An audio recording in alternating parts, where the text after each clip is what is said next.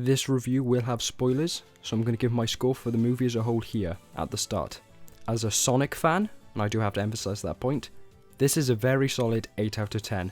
When I entered the theatre, I was committed to staying neutral, unbiased, and critical, to get this video to be as comprehensive and all-encompassing as possible. But by the time I left, I had allowed myself to simply get sucked into the movie, and I had a great time. This is a far, far better Sonic movie than the first one, and while it does have some major flaws that would make a much bigger mark if I wasn't such a biased viewer, I don't think I could be more excited for future installments in this Sonic cinematic universe. And now, progress any further at your own risk of spoilers. Firstly, the overarching story of the entire movie is fairly basic. Eggman gets back to Earth from the Mushroom Planet with the help of the new bad guy Knuckles. Sonic gets his ass handed to him for the majority of the plot while meeting Tails and racing the antagonist of the Master Emerald, before the climax sees our three heroes face off against Eggman, who has used said Master Emerald to create the Death Egg robot. Fairly simple, right? But the biggest thing here is to notice how many game-related characters and mechanics have been mentioned here in comparison to the first movie, which basically just had Sonic, Eggman, and rings. Straight away, you have a much, much stronger Sonic movie from the get-go. And that summary is very obviously an oversimplification. While the adventure continues, you get a lot of really interesting lore elements and setups for future plotlines, with discussions about Longclaw's Owl Clan, Knuckles' Echidna tribe, and by the end of the movie, you have both the Master Emerald and Knuckles possessing and the Chaos Emeralds scattered to the winds. In other words, throughout the movie, I felt there's a greater sense of stuff happening and affecting the world than the first one, which spends the first 2/3 of the movie doing a massive loop back around on itself back to where it began, with Sonic and the Wachowskis back in Green Hill and Eggman being out of the picture. But while the story itself is an improvement over the original, with a better sense of stakes and urgency, as well as just generally being more memorable, the pacing isn't quite so good. The actual length of scenes, as well as how much time takes place in between plot points, is mostly fine. How quickly things happen or are resolved in scenes is almost always a bit too quick. I think the biggest example of this is how quickly Tails' entire character arc is wrapped up. He meets Sonic maybe 25 to 30 minutes into the movie, not very confident and scared of pretty much everything, but by the end of the first hour, him and Sonic are best friends and he's far more confident in himself.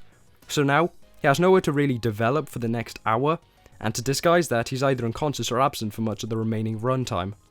But some of my other personal gripes include some smaller things, like how Eggman's reintroduction scene doesn't really spend enough time building up to the suspense before he reappears, or how some of the jokes just tend to repeat themselves 3 or 4 times before moving on.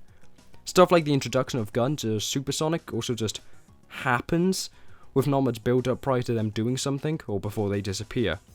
However, I don't particularly feel like we spend too much time in any one place like I do with the first one, and the movie still manages to balance the screen time for pretty much every location pretty evenly. The characters are a bit of a mixed bag. Some are really, really good, while others just fall a little flat. I'm just going to quickly rattle them off in a list. He's basically the same as he was in the first movie, a wisecracking, immature, pop culture obsessed teenager. He doesn't really go through any character development, but I think that's okay. I think a big problem with a lot of franchises is that they feel the need to keep giving characters character arcs after their initial one to fix problems they didn't even have in the first place, so I'm glad they withheld from doing that and allowed other characters time to develop. As I've already said, Tails is the problem where he delivers a ton of exposition, completes his character arc by the midway point, and is then either absent or unconscious for most of the rest of the movie. He also has this weird running gag where he keeps going, "Wow, only Sonic could do something like that," to completely random things, and it gets old pretty quickly. As a cute side character, he gets the job done, but it's clear the writers preferred the other brand new game character. This is how Knuckles should be done. I think this is my favourite version of Knuckles, both in terms of design and personality. Not stupid per se, but rather gullible and very literal.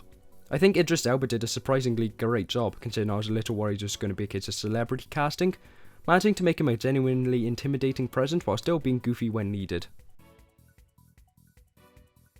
Like Sonic, he hasn't really changed all that much from his prior appearance, but that was already pretty much a done deal right there and then, so if anything, it's a good thing he's unchanged. Deciding to give him unlimited power is pretty clearly just a way to explain how the Death Egg robot could appear for the climax though. Again, Lee Majzoub has great chemistry with Jim Carrey, and I like the fact he's just a hint eviler in this installment. As much as I enjoy there being an Eggman psychic who genuinely likes working for him, I'm glad he's at least a little more interesting as a solo character by himself.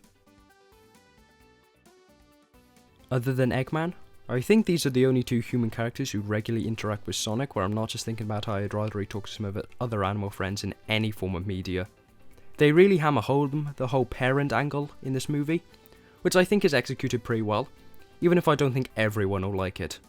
I'm just glad they didn't go the route most CGI live action hybrid movies go, where the humans are just there to seemingly hate every second they spend near the CGI creature, and actually made them like Sonic. Sadly though, they're pretty quickly and unceremoniously dumped off on a B-plot with every other human character, so we don't see much of them for most of the movie. When I first entered the theatre to watch Sonic 2, what I wasn't expecting was for the movie to spend maybe a sixth of its runtime focused on a marriage between a practically non-existent character from the first movie and a completely new character for this movie. But, presumably for budgetary reasons, that's exactly what you get. Tom and Maddie are quickly whisked out of the main story pretty early on to attend Maddie's sister's wedding to an undercover gun agent, and so for the first half of the movie, we'll occasionally be whisked out to the exciting action scenes to watch wacky wedding hijinks. Such hijinks include the random inclusion of Preston plays as an extra, every rom-com trope in the book, and Tom misplacing one of Sonic's rings for the wedding ring. Hilarious. Stop me if this is an opinion you've heard before, but the weakest part of Sonic's adventure is the human characters. Luckily, once the wedding is over, it never appears again for the rest of the movie, so you can have a non-stop serving of action and fan service for the remaining runtime. Speaking quickly of the humour in the movie, it's pretty standard kids movie fare. Put in a few fart jokes and some Marvel references for the kids, and met in a few famous faces and sprinkle in some innuendos for the adults. There's nothing so cringy that was actively taken out of the movie, and I really do feel any adult fans going into the movie need to remember this movie is literally made for 6-year-olds, so anyone expecting high class humour is probably going to be disappointed.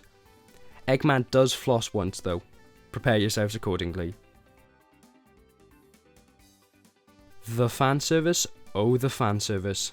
If the first movie disappointed with its overall lack of Sonic things, the sequel more than makes up for it.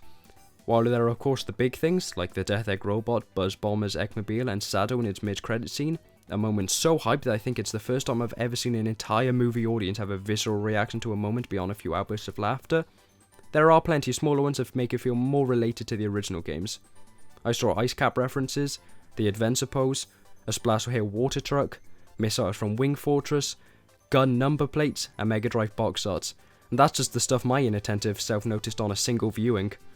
I've seen some people say they're being satisfied with the movie just because it had more Sonic things in it, somehow delegitimizes your enjoyment of it, or that it is just there to somehow trick people into enjoying it, but I think it manages to do it in a way that there's a good mix of big and small things. I'm hardly saying the fanservice was smart or subtle with how it was handled. I don't think it could be more obvious in some places if it tried, but I think it's done in a way that makes it seem like the creatives on the team genuinely wanted to show their love of the games, rather than in a way that made it seem like the suits funding the movie found this was the most effective way to make a profit. I feel that certain creators on the team also went way harder at their jobs than needed. Notably, I thought the costume designers, concept artists and cinematographers put way more effort into this stupid kids movie than their station called for. Starting with the costume designers, when costuming the few characters that actually needed outfits, like Eggman or the Scavengers, they really managed to pull it off in a way that made them stand out without going overboard. There are some really cool detail to the Scavengers that makes me really hope we see more of them in future installments, and this was the costume design that managed to convince me that Jim Carrey could pull this off without needing to wear a fat suit or some other contraption. I think this costume genuinely manages to be a near perfect fusion of his game and first movie designs, and I think he looks pretty intimidating at times. I do wish he wore his goggles over his eyes a little more than he actually does, because I think this is actually as close to his game design as we could get while still looking like an actual human being. The concept artists really knocked things out of the park here, taking a ton of inspiration from the games and updating them in ways that make me just really hope that some of them get considered for future games. As I already said, I think the way they designed Knuckles is the perfect design for him, looking buff without looking ridiculous like his boom design, and that carries over to the rest of the echidnas as well. Labyrinth Zone, which is where they find the Master Emerald in this movie, also just really comes with a vibe and atmosphere that I wish we saw more of in the games, being evidently lost to the elements but still maintaining a sense of scale and awe that I feel has been missing from the series for a long time. The Death Egg robot also looks intimidating for quite possibly the first time ever, yet still manages to look like a cartoony humanoid, and I got shivers down my spine when I saw Sado. I really hope they keep this atmosphere and balance between the cartoony and realistic for the rest of the series, because it looks fantastic. The cinematographers are probably the one who went the most above and beyond for what was asked of them though. I think when critics went into theatres to review this movie, the last thing on their list was probably how well the movie was shot. Looking at some of the reviews, a higher priority was making sure the humans had more focus in a Sonic movie. But there were still some really interesting and varied scenes. There was use of framing devices, moving cameras, focus changes and focus lines, and they were done in a way that made sure the movie was always very interesting to watch. Even if this all was mostly relegated to when we were focusing mostly on CGI elements, because those will always be easier to get cool shots with, I still feel there was more variety here than with, say, an MCU film.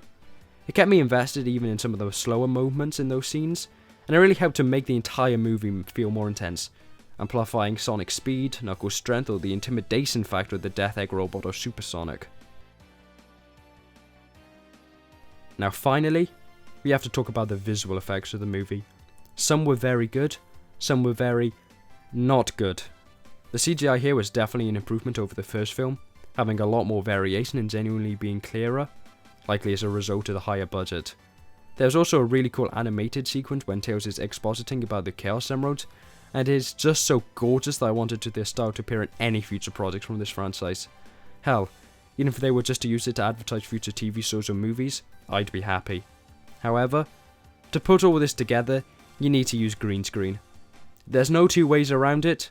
The green screen in this movie is oftentimes fan movie levels of bad. I'm talking white outline around some effects, noticeable differences in visual fidelity between models, and CGI effects just starting in a different place to the physical ones. I'm dead serious when I ask, how did this get past post-production? It really makes the generally pretty great CGI look so much worse by association, and it really adds to this aura of cheapness that never really disappears. The worst part is, I know this is likely due to a lot of it being done at home, thanks to the COVID-19 pandemic, but then the movie doesn't even try and hide the effects. Hell, half the time it's shot in a way almost begging you to stare at it. It really dragged me out of the movie at some points, and it just keeps popping up at otherwise very well animated scenes to just leave a foul taste in your mouth by the end. Overall, for a general audience, Sonic 2 is a perfectly enjoyable, not very groundbreaking kids movie that, while probably being on the higher end of the CGI live-action hybrid genre, still is only pretty average. As a Sonic fan, or a fan of video games as a whole, this movie is probably pretty much what you could ask for. It does have some major flaws, to be sure, but it's probably the closest we've yet gotten to a genuinely good video game adaptation on the big screen, and it's a Sonic movie. If you're going into the movie expecting masterful storytelling and a sensitive handling of mature themes, then 1, you probably shouldn't be going to see a Sonic movie, and 2, you're probably going to be disappointed. But, if like me, you went into the movie expecting nothing more than a bunch of anthropomorphic CGI animals punching each other, then I have no doubt you'll enjoy it. Excuse the very minimal level of editing. I found out that big YouTubers got to go to an early premiere over in America and realised that if I was to get this video out before it became overshadowed by their reviews, I'd have to rush even more than I already was. I hope you enjoyed the video though. Go watch Sonic 2 when it comes out in your region, and ciao.